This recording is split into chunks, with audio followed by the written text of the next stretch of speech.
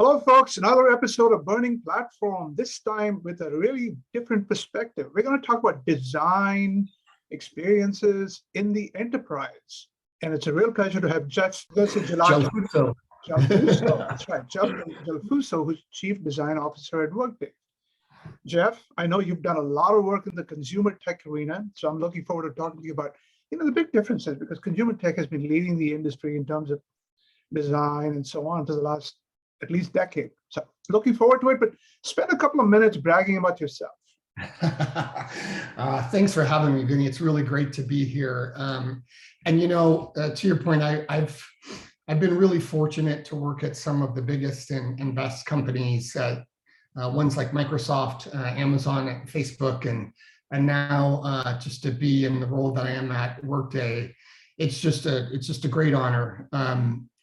Most of my roles, I would say, in those companies and then continuing here today have really been about focused on product design, the end-to-end experience, kind of like how that works with our brand and our business. And the common thread really throughout all of those has been improving and elevating the user experience, and primarily leading those types of teams to deliver those kinds of experiences at scale. We'll talk about each of them, Microsoft, Amazon, Facebook, as we go along. But how long have you been at Workday? And tell me what you've already accomplished. Yeah, I've been at Workday now a year. Just celebrated my first anniversary a couple of weeks ago. And as you may know, this was the first time that Workday's ever had a chief design officer. And Neil and the team felt really strongly about a year and a half ago, bringing somebody in to really have this type of focus. And I'm just lucky that every day I get to think about the user experience and how customers experience our products. And so the first year, as you can imagine, was a lot of listening and learning and talking with customers. It's been, I think now I've had direct conversations with more than 100 of our customers over the last about 6 months, and really just listening to their feedback and understanding what they love about Workday and what Workday does for them and how valuable it is for their businesses, and some of the pain points and challenges as we've grown and as these companies have grown as well, and us being able to deliver great experiences for them. And so it's been a really nice onboarding and a nice way to come in and be able to really start to make a difference across all of our products. So let's segue. I mean, let's drill into that a little bit. A lot of years in consumer tech, even though Microsoft is in the enterprise and Facebook clearly is in digital marketing, so they deal with corporations, but consumer experiences, right? Workday, much more enterprise. Tell me some pleasant and unpleasant things. Compare and contrast. Yeah, it's a great question. I get it a lot, Vinny, and I'll tell you now, the world is blurring more and more between work and life, and I'm sure you experience this in your everyday life as well, where you're moving between what you would call kind of some consumer experiences, right, or things that you might do for your own productivity or your own lifestyle, and work experiences, and now those lines are very blurred, and customers, consumers, employees, we all have a much higher expectation of those experiences now.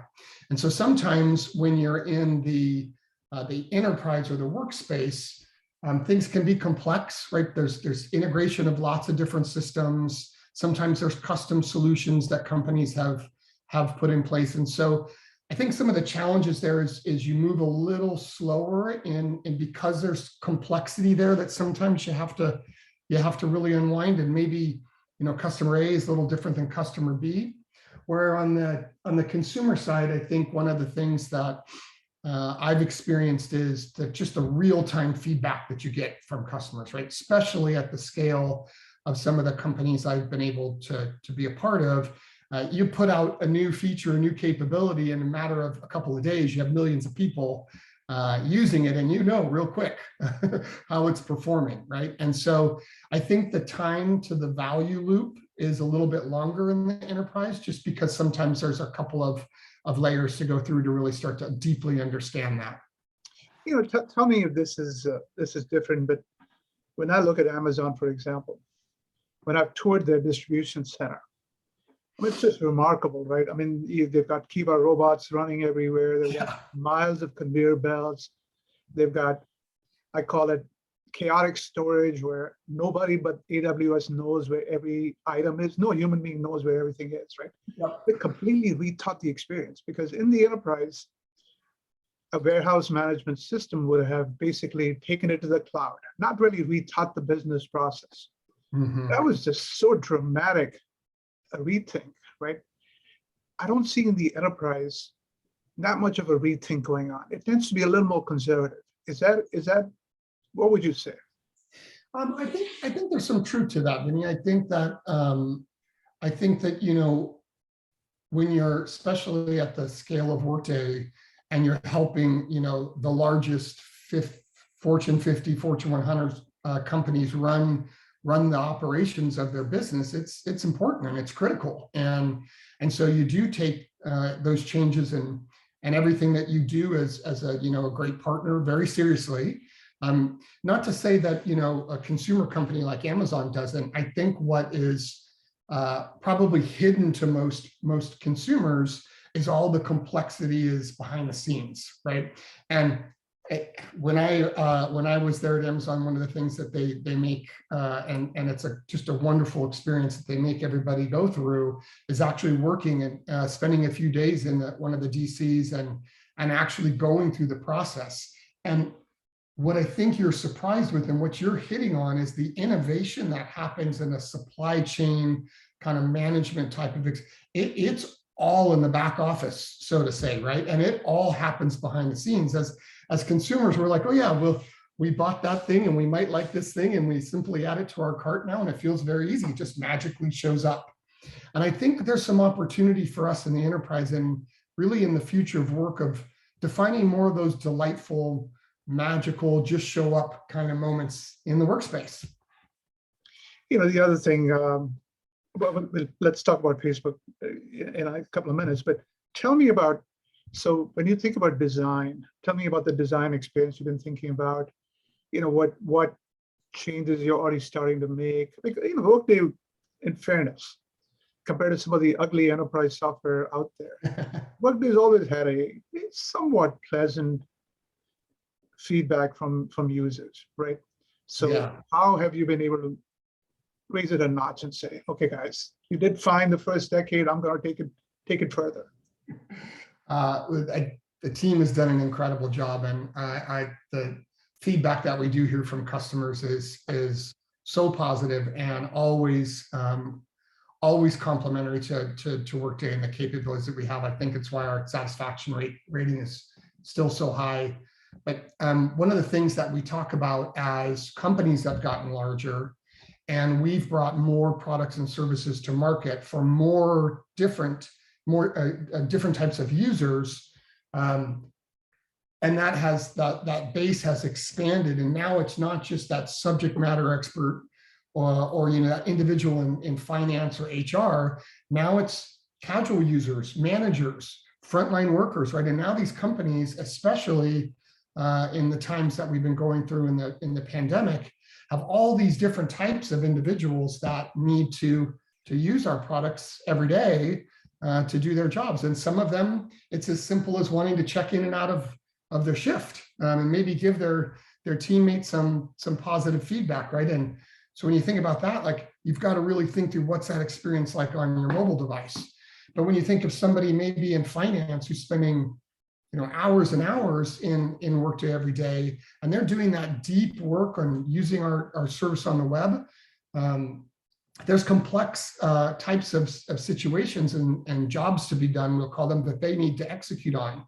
And so one of the things that we're very focused on is really stepping back and looking at that end-to-end experience, really deeply understanding those user types, what their needs are, and how do we tailor experiences for them. I think one of your questions, Vinny, or I think what you're getting at underneath some of your question is this notion that sometimes it can get complex. And I think as you get larger and larger as a company and you serve more and more customer types, my job really every day is simple. It's to come in and make it simple for you to use every day, right? And doing that in a way that makes it feel meaningful and magical to you, and only the things that you need versus maybe the things that I need to do in my day job is where the real hard work comes in. Sometimes I think vendors, talk about customer experience, employee experience, but they can only really influence the digital aspect of that, right? Especially during the pandemic, we've all seen such poor experiences. And usually it comes down to not so much the mobile app failed, but the human being didn't deliver, or human being was upset or scared or whatever, right? Is that a risk with over-promising on experience if you don't control the whole physical, in-store, in-plane experience? How do you navigate that little issue? Yeah, it's one of my favorite topics to talk about because I just, in my mind and in my approach and the way that our teams think about it, is we try not to separate those things, right? We try to think about the full end-to-end employee experience. And for many people, if you think about that, that starts from the moment they maybe get on the train and go to work, or now they walk downstairs and open up their laptop and get in their first Zoom call. Right? And the things that they do throughout the day, whether digitally or physically, again, are all blurring together. One of the questions I love to ask people, and I'll ask you, Vinny, is like, what is a product or a brand that you love and why? I would say Amazon has been consistent, not because, but like you say, I like them because I write quite a bit and I know about the complexity, and I'm just blown away with how they have, whether it's the postal injection, where they basically went to the US Postal Service and said, hey, we will get it to you, rather than us just you picking up and taking it all the way through. Let's share the load, right? Or their distribution center experience, or their data center experience. It's just been amazing, right? But I just like the fact that they're so predictable. Yeah, they don't disappoint. I mean, they're not doing earth-shattering stuff. They're delivering something to me at a reliable rate. But that experience, they don't disappoint too often. And if they disappoint, usually they'll fess up and say, fine, I'll give credit to you. So Southwest Airlines is another one, right? I like to say they don't overpromise, but they usually over-deliver based on what they promised, right? So, long answer to you. That's exactly it, Vinny. You're getting at is you have this relationship with a company, with a brand, with their products, right? And that's a value exchange. You have a promise you expect them to deliver on, right? And Workday has a promise that we put out to our customers, and our customers expect us to deliver on it. When I ask the follow-up question, usually to that, it's what is a product or a service that you really dislike, right? And sometimes I bet you have a couple you can think of right off the top of your head. The funny thing is, I helped a CEO write a book last year on service experiences. So we collected about 200 anecdotes, positive and negative. I could recount 100 for you. We'd spend hours here because it covered a whole bunch of, auto service. Actually, dealer service came out as one of the worst in terms of expectations and experiences. But every industry has some of those really miserable experiences. Right? Yeah. And when I ask that question of people, it comes up very consistently, service companies, many, many times, right? Because at some point in that interaction, they've been let down, that promise hasn't been delivered on. That's design. When I think about that, that's the end-to-end experience of thinking through each of those touch points that our customers have, and each user type within those companies, and what are they trying to accomplish. And so, we don't get it right all the time. Not everybody does, but I think to your point about working to deliver on that problem and that promise, and helping them with their business and do the things that's going to make them more successful, you just keep doing that, and you keep trying to iterate on that and improve on that, and make it the best that you can throughout the entire experience. And now we got to add the complexity of hybrid, right? The experience has to be consistent no matter where, right? So how is that making your job more challenging? Yeah, it definitely, I think for most companies is incredibly challenging. And it's not, it's also in an environment where, obviously we're thinking about the well-being of every employee and, making sure that individuals are safe and healthy. And so there's a lot of added complexity to understanding how to make some of the things that are very natural happen in the physical office space, be more engaging and happen in the digital space.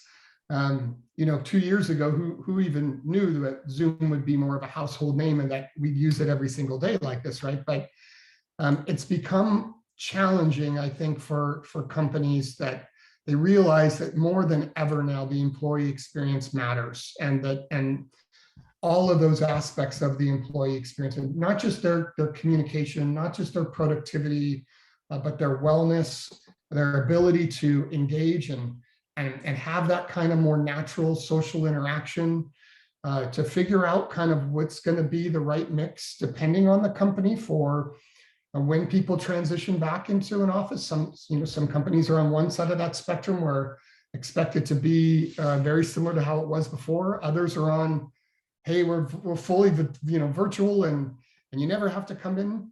I think that there's a magic in that in-between space where we need that interaction. We need that social connection with people. And, that's challenging to get all the time on a screen like this. And if you and I were sitting there, what looks like in your office, in your library, I'd probably be pulling off a book off your shelf and we might have a shared story about it, right? And we might have a cup of coffee and enjoy that. And there's just a part of that that I don't think can be fully replaced online. But there's a lot of work that we can do to think about those experiences and how to really optimize those in-person, in-office ones that are going to be very successful versus our digital experiences. So let's focus on the employee experience, right? You've obviously got a lab in your own employee base. Yeah. So tell us how you applied what you've learned from the whole hybrid experience in the last year and how that's influencing what you're offering to customers. Yeah. And, I have to say that joining the company, I joined during this time. And so I never had the real pre-pandemic welcome to Workday experience. I had to experience it fully virtual, right? And so I was taking a lot of notes and learning from that and seeing how it felt and sharing my experiences, again, as an example of one. But what it has really shown us, and Workday is such an employee-centric, people-centric culture, more than I've ever experienced in my career. And we deeply care about our employees and the experiences that they have. And so we do think about things like how many hours are they on a Zoom call a day, and what kind of fatigue comes from that. And if we're feeling that, like, are our customers feeling that? And, if you're going kind of from back-to-back meetings, like where and how do you get that deep heads down work done? And do we need to block out time for employees to do that type of work? Or do we need to give extra time off? We, as a company, enabled employees to have what we call Thank You Fridays. And they were just so great. An extra day here and there to have an extra long weekend to recharge a little bit, maybe get some of those things done off your to-do list. And all of those I see as they're just experiments and learning opportunities for us to improve our own experience. And then if we can, take those to customers and the products that we offer them through Workday. So obviously personalization is important, right, in the experience. Funny thing is, I was one of Gartner's earliest remote analysts. Well, not because they were visionary, because I wouldn't move to Stanford, so we kind of compromised.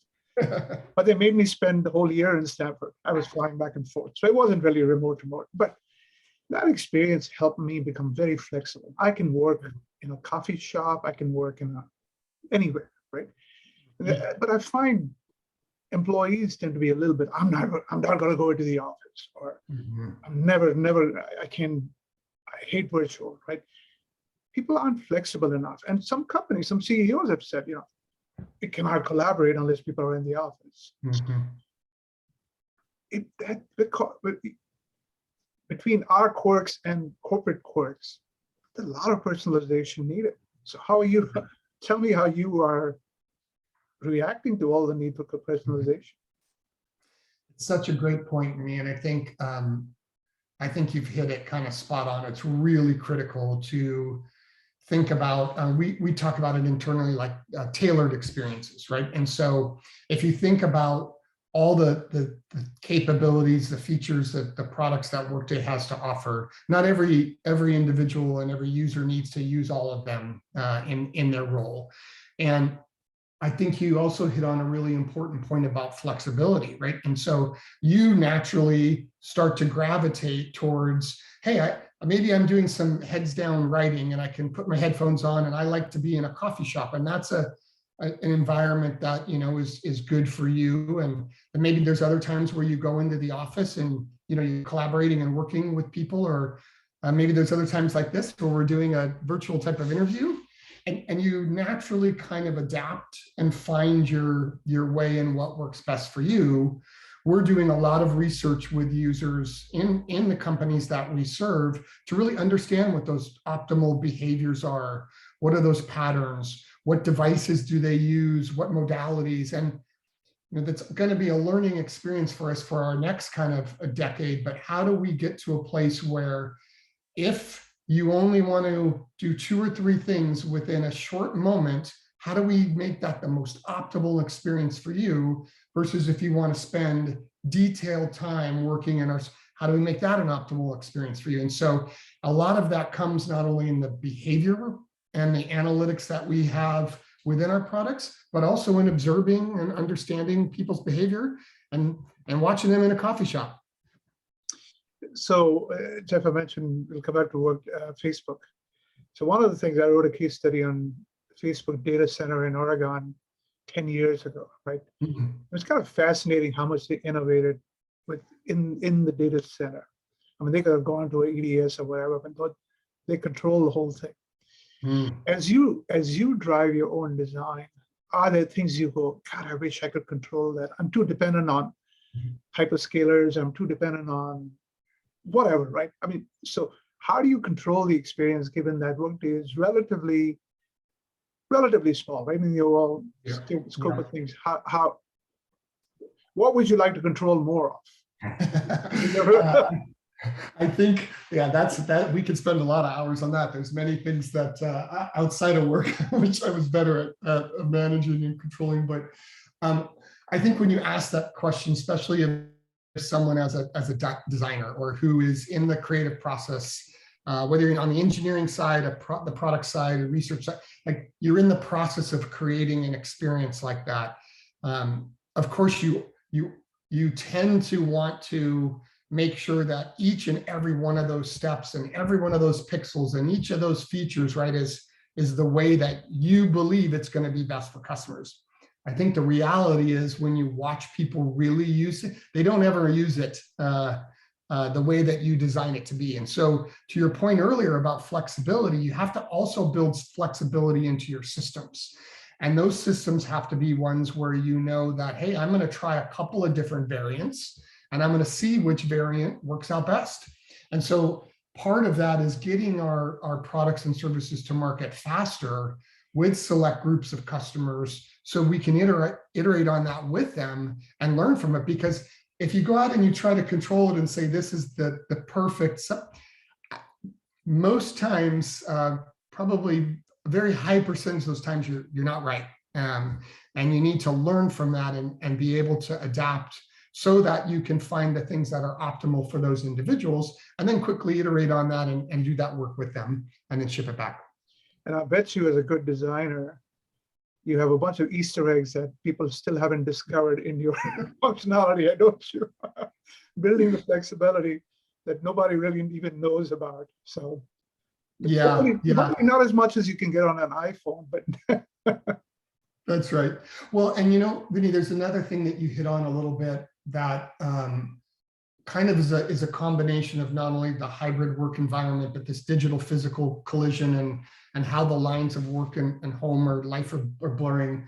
we're also seeing that more and more people are spending more and more time in these other natural digital workspaces, right? And so if you want to do a couple of things that is important to your job, but let's say you're spending many hours in your day collaborating with your teammates in Microsoft Teams, right? For you to have to think about a Workday and go in, log in, find the expense report maybe that you need to approve and do that, like that's a lot of friction, right? But if you were doing your work and I'm able to bring you a simple notification and right there you see that and you're like, oh, great, Vinny just submitted an expense report and I can approve it. I can be right back to my work.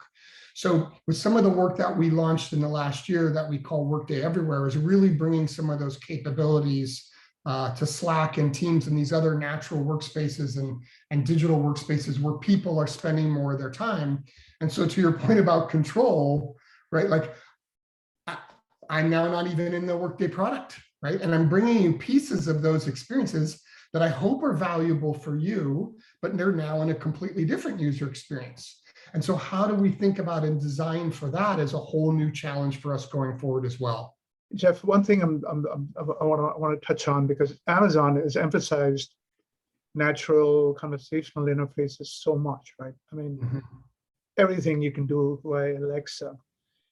Are you finding in the enterprise, is it ready for more voice interface, or are they still very, very keyboard and mouse attached? I see more of the trend leaning towards still text-based or chat-based. And you're seeing a proliferation of like a lot of these kind of bots and bots of bots, like trying to make it more conversational. The place I think you see it the most is in kind of a customer service or customer support scenario. But more and more we're finding that it's hard when you think about like, what is a pay stub to you, or a check, or a pay slip, or the myriads of ways that you might think about it. If you have to type that in and search for that directly, you have to think about it first, right? Where if you can use just your natural language and say payslip, if that's how I say it, right? Or paycheck, and we're able to deliver that back to you and bring that to you in a more conversational way, we're finding that that's much easier for individuals, especially more casual users who may only be having very small interactions with our software. And I think you're seeing that trend throughout enterprise becoming a bigger one. I think we're still a little bit away from being a pure voice to device or voice interactive, just because there's so many different capabilities there that you'd have to think through. But I do hope it comes, because I think especially for the frontline worker, it could be incredibly easy and make that digital physical experience really, really valuable. You must come into work every morning saying, what can I dream up now? You know, I am, it's been a year and it's flown by, and it's been such an incredible experience. I just feel really humbled to work with such talented people. And I'm curious by nature. And so I probably ask a lot more questions than most would think of someone in my role, but I have this innate sense of wanting to understand how people think about and do things and the behaviors around that. And so being able to come into a whole new space and a whole new thing with a big challenge ahead of us and thinking about what does that next 10, 15, 20 years look like for Workday. I certainly can't do that on my own, without a doubt, but it's exciting and it's a fun space, and I'm really, really fortunate to be here. Well, Jeff, this has been fascinating because, enterprise unfairly, sometimes people say it's ugly, it's whatever, but clearly folks like you are helping the perception change and truly evolve. So thank you. Thank you very much.